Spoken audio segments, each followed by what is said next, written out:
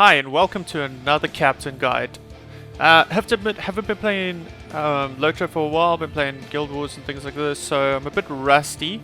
But yeah, did a raid the other day with a couple of mates and just kind of saw a little bit of a need for just some captain stuff, so this is obviously not as comprehensive. There's going to be guys on on Arc and Brandy that are like a million times better than me, but this is just kind of some general thoughts and tips on just, I don't know, tighten up your cappy game. Let's go into some of the basic stuff straight off the bat. Let's go trade tree. Captain, they need all the trade points. 94 trade points, and whatever comes out in future updates, they'll need them. The reason being is captains can cover a lot more bases, okay? They're more than just, you know, red cappy, buffing, debuffing. They can do quite a bit of other stuff. This is just an example trade tree I actually just built now. This is what I would consider a hybrid build. So what I mean by that is basically there's a lot of red. I pretty much am stacking lots of bleeds, doing things, got ground targeted banner, physical mid-range and whatever. But I've also got Galleon display, got the double res, I got rev mark. Obviously you need Rouse and Cry anyway, regardless. And I've even got down into yellow to get in harm's way. Just 1 point is fine in it, because the 20% damage reduction only affects you, doesn't affect the other targets that are taking the damage, so that's kind of fine. And this is kind of a bit of a, I'd say a hybrid between two different builds, and we'll talk about those two builds in a bit. Virtues, all the cap virtues is the best on a captain. Reason being is you still get in a morale multiplier from yellow, so every passive you know, that you get is still a gain. You know, it's got a multiplier on top of that, and every passive on physical ones, or assault ones, or whatever we're going to call them, is extra DPS and extra healing to a degree. I mean, it's small, but I mean, I feel like captains in general gain the most from virtues. It's probably the class that actually needs the most, and it's kind of weird because they're the harder one to play on landscape, in a sense. Obviously, this trait tree is just an example one. If you want to go even more support, you can go down and get like power restore in blue, and you can go get a couple of extra heals like the musty heal and a few other, you know, passives to skills that would just kind of increase the things. And if you want to play a different sort of role, you can go down into yellow and get like a single, you know, force taunt, which was quite popular when like Thrang was a thing. They have the red captain say hold like one guy, or you could get like a stun duration or whatever. There's a couple of other things in yellow that you can go get. So the more trade points in the captain, the more they can cover someone else's bases. You know, if you get a power restore, it helps the lore master. Say you're in boss 3 and you get in the corruption or the debuff or whatever that basically you know, sucks people's like power away, and the lore master might struggle depending. So it's always nice to have those things just to kind of support a little bit more. And it all just depends on what kind of role your raid leader wants you to play. Next, we're going to talk about allies.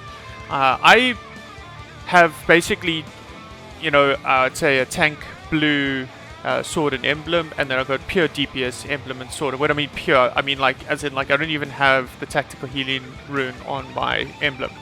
And the reason being is I swap for every single heal skill, okay? And this can be a bit like, I would say it's a bit unnecessary. Like, it's not like a really important that you have it separate. You can have basically what I would call like, say, a Moore set, which is kind of a bit of a hybrid of both, and that's a lot simpler to play than to keep switching between skills. And especially with the lag that we had like during this whole like lockdown COVID time, it's kind of been unbearable, and that's probably the reason why I've stepped out of LOTRO. But if you've got the fortitude to switch for every skill, then do it, because that's kind of like on par with what kind of champs and lore masters and everyone else is doing, you know, where they swap in for almost every single skill, every second or third skill. I really like that. I feel like the halberd as well would probably have a little bit more passive DPS than the two-handed sword, but I took the two-handed sword because I prefer the cosmetics and because of the Moors and such. So I'm pure DPS on these sorts of things, which isn't the greatest. You know, if you really want to and you want to just kind of play a support lifeguard role, then, you know, do it. Throw in whatever you need to, you know. You know, the outgoing healing, say, modifier over there, which is my last legacy, you know, to have that on your sword is not bad, you know. I think the only defensive one I put is the minus incoming damage from battle hardened, but because of my DPS rotation, I don't even really keep battle hardened up very often. Make a swap a sword is just standard. This is probably the most important thing, and now this is the difference between playing what I would call like lifeguard role and a hybrid. Is if you want to greed DPS, you need this emblem, which is basically your swapper emblem. You'll obviously get Dunedain duration for your tanking, but then you'll get the bleed pulses for your DPS. And I want to show you the difference between them now. I'm just double checking. Sorry, also these aren't my proper stats. My gears on my Bioni, but whatever. So this is Grave Wound and Cut It in Attack as is, without the swapper piece, and this is it with the swapper piece. And I just want to basically point out, for comparative sake, you know, look at the damage, pretty much exact same with this gear on, and then look at the durations. Now this goes from 10 to 28 seconds, which is almost 3 times the amount, and then from 20 to 38, which is almost double. So effectively allowing you to almost stack like 3, almost 4 on top of each other. And obviously on that loosens up your rotation as a captain so much, because now you don't have to worry about, you know, cut in attack grave wound combo to make sure you AoE in your bleeds, as much as they're always going to be there. So as soon as they come off cooldown, you hit them.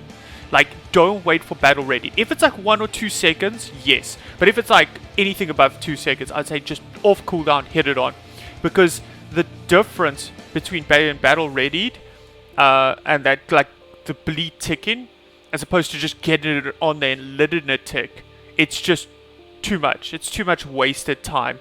So like I said, just off cooldown bleeds.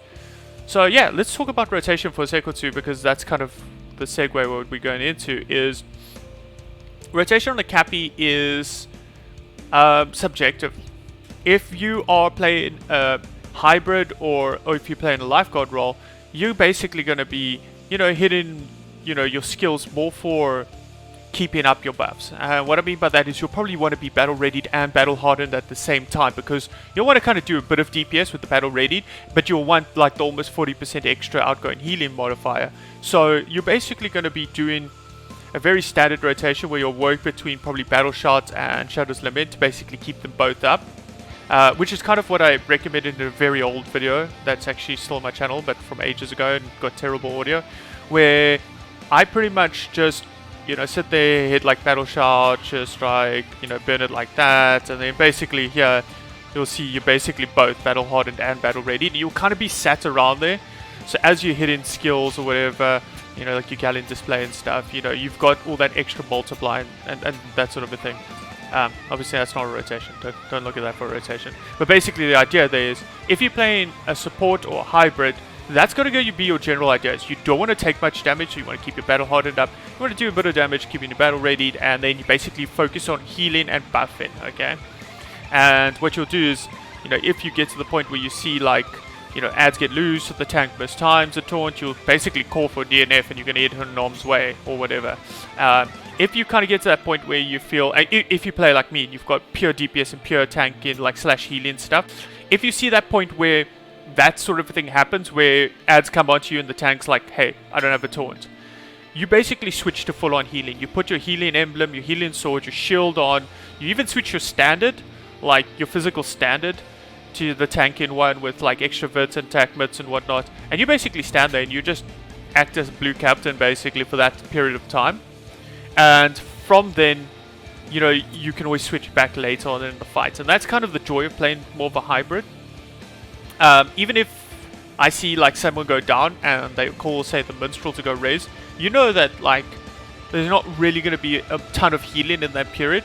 I'll switch over my gear and I'll basically just be sat there and basically just try and act as a support captain. Even if I'm at my full DPS build, your actual passive healing as a red captain is still really good, so don't underestimate that. But if you are greedy in DPS, your rotation changes slightly, and what I mean by that is basically you're going to want to basically play the bleed game for your swappers. But doing an emblem swap with your bleeds, it's basically, in my opinion, it's about an extra 30% DPS, okay?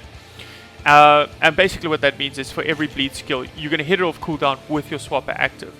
Then on top of that, also what I tend to do is, if I'm greedy in DPS, and why I say this is, if you say boss 2 or even 3 and you need to basically get an ad down, you want to finish something off really quickly, you're basically working on your auto crit chain from red, which is basically, you know, when you crit Inspire, your next skill will crit. So basically what you want to do is, and it's the same with Shadow's Limit, so basically what you want to do is you almost want to get those two either in a chain before big skill, which is usually Dev Blow, or you want to do them individually. So Inspire, Dev Blow on the first go around, and then your second go around you go Shadow's Limit, Dev Blow. And it just kind of depends on, first of all, how long the fight's going to last. If it's going to be very short, you can just chain all three. If it's going to be basically you want to just kind of go for consistency and you're not really going to have them move away from mechanics, like as in like boss 1. Say if there's lightning phase and you know you're going to be doing a bit of DPS, chances are you might have to move away from the tank or you know, whatever, from basically the DPS target. Then you might just say to yourself, stuff it, I'm going all three. If you're going to go all three, my suggestion is banner down first, because you want the applying critical stacking buff. So basically you want to try get to the point where you can get this in, you can let the buff tier up a bit or whatever, like in your general DPS rotation, and then you'll like go through all three. Okay, obviously I'm not battle ready, so it's not going to be crazy damage, but basically that's kind of the gist of what you want. Okay. As you can see as well, I track banner and I track, you know, all the other buffs that I'm given. I do that mostly because sometimes we run obviously a yellow-red captain tank, and then I basically just, you know, can time how long his banner's been up, so I can see when it kind of gets towards the 30 seconds, so I know when to throw mine. But that's add-ons, I'll get to that in a second. So what I'm saying by that is you want to maximize that auto crit chain as well. You obviously want cutting attack before all of that so that you can get the extra multiplier. And that's also what's nice about emblem swapping, with knowing that your bleeds are up. You don't have to worry about Grave Wound after cutting attack or anything to AoE on like more AoE based fights like boss 2 say, where there's going to be a lot of adds that you would want to AoE. Also on that note, I'm not really sure about the splash of Grave Wound off of a cutting attack target, even though, you know, say the daughter on boss 2 has got quite a large hitbox. It feels like that that AoE around you for the bleeds is around you as an individual. So obviously just make sure your positioning is quite tight to the target you want to splash the bleeds onto. Okay. So yeah, in my opinion, that's pretty much a side rotation. Like I said, if you greed in DPS, almost everything's going to be on cooldown. I swear my cleanse corruption is even on cooldown if I don't have to, you know, corruption remove in a fight. Basically everything's off cooldown. You'll hit these off cooldown. Your buffs will obviously be up depending on your Oathbreaker rotation and what you've decided. And also if you greed in DPS, I would suggest burning Battle Hardened early. Because you don't want to be fiddling around right when you kind of see everything starting to get off cooldown with animation delays with Blade of Lendl. And also if you can hit Blade of Lendl, cut it with Kick or Fighting Withdraw. Just to kind of get it over and done with, because it is a slightly longer animation. And basically what you want to do is I burn that pretty early so that I can pay attention to my bleeds. Because the last thing you want to do is you want to get towards the time and you still not seeing everything starting to get off cooldown at the same time, and now you sat there thinking, okay, wait, do I rotate? Do I do my bleeds?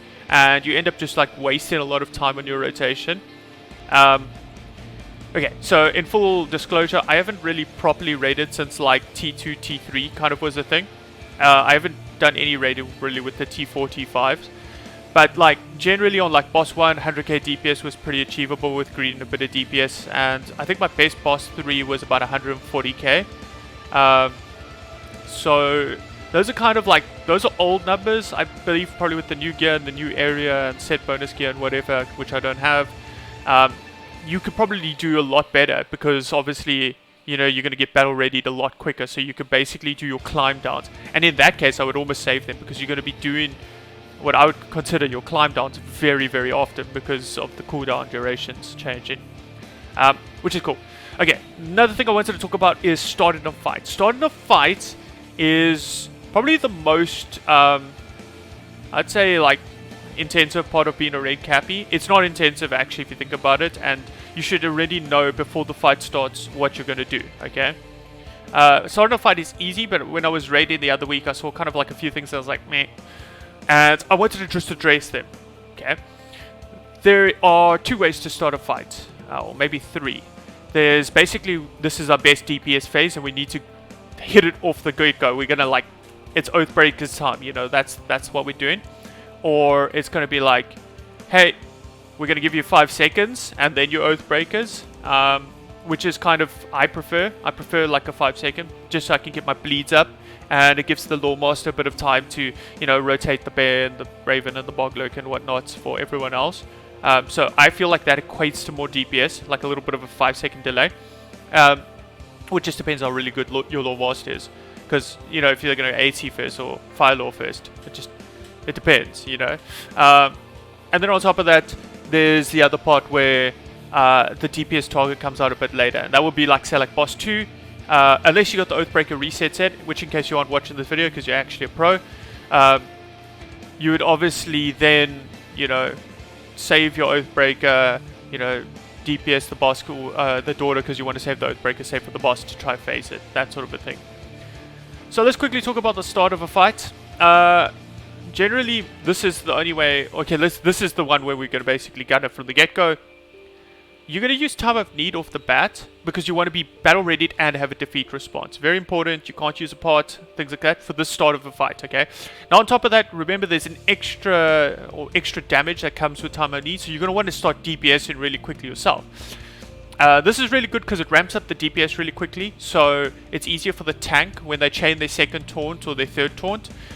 They've got aggro, so that's the nice part about this fight, or this kind of like way of starting a fight, is you don't really have to worry about aggro problems as much, which could kind of struggle if you have different ways of fighting.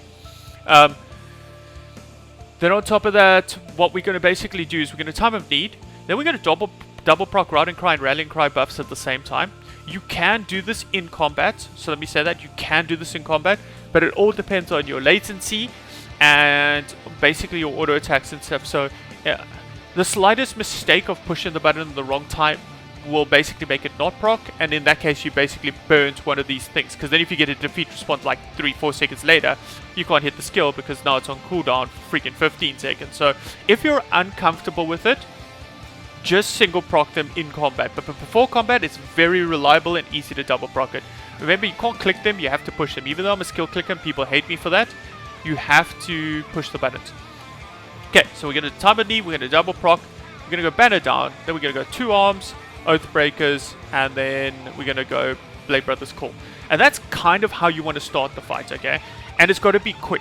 If you start the fight too slow, you delayed, you don't use Time of Need, and you like battle shots, or you use a pot and you kind of like trying to get these up individually, you will lose so much DPS. And that's kind of just one thing I noticed when I raided the last time. I was like, wow, we've probably lost like about, you know, 30-40% of overall DPS just because of like slow Lawmaster, slow Red Cappy, you know, and that. Because I mean, the Hunter's going to start off with like Burn Hearts and whatever, so they're going to want to go like from the get-go. You've got to have these buffs up.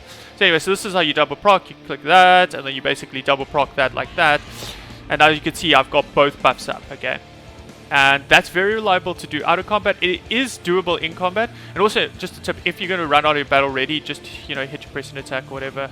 And you can be battle hardened and stuff, so you don't lose that. But that's just a tip like, for making sure that you're not wasting buffs.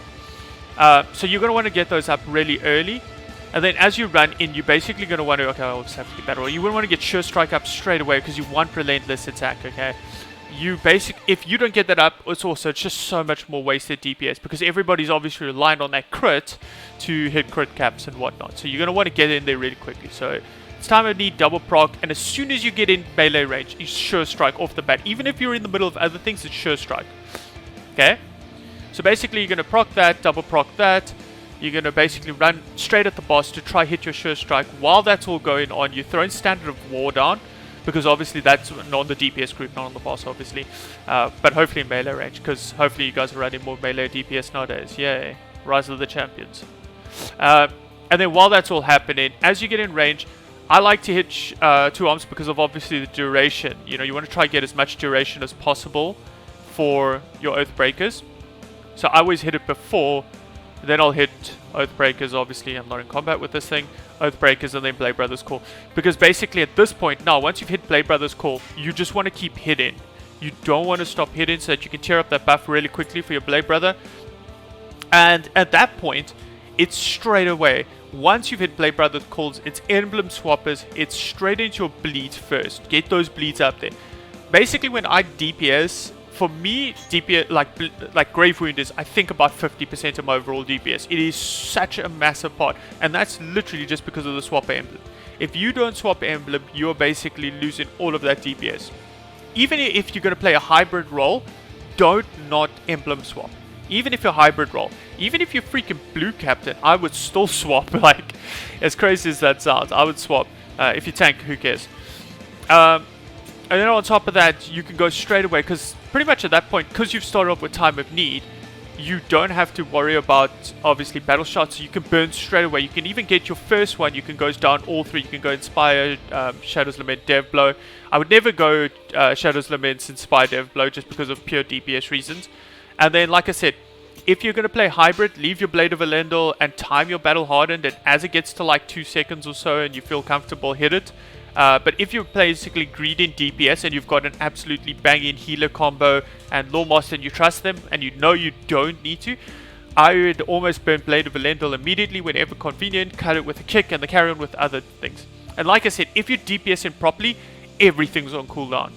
Like, pretty much every single skill under the sun should be on cooldown. So that's pretty much it. If you get the idea of the start of the fight, it's Time of Need, double proc, banner down, 2 arms, Oathbreakers, Blade Brothers Call, and get in there. Just straight away, just try pour on as much DPS as possible. In the beginning, I would even cut with Fight and Withdraw. I would almost go like cut an attack, cut, Grave Wound, maybe even kick then, and then go down, you'll climb down.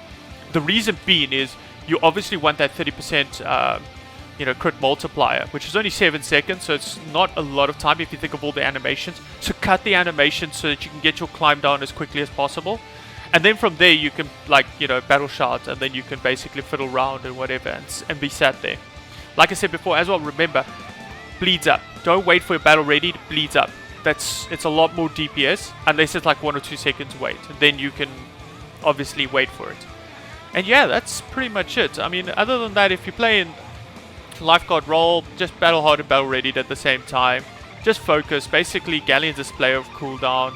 You're just trying to create like passive healing everywhere. Words of courage. Whoever you see is not following mechanics, just do them. The tank, the healers, mostly the healers actually. They're the ones who actually probably take less care of themselves and more care of other people.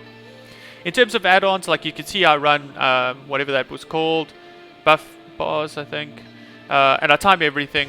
Even my 2 arms, you can see I time it here, and I overlap it with the other guy, the other captain, to make sure that we've always got them rolling. I time red banner, obviously, just to make sure that I can see when the yellow captain's one's running off.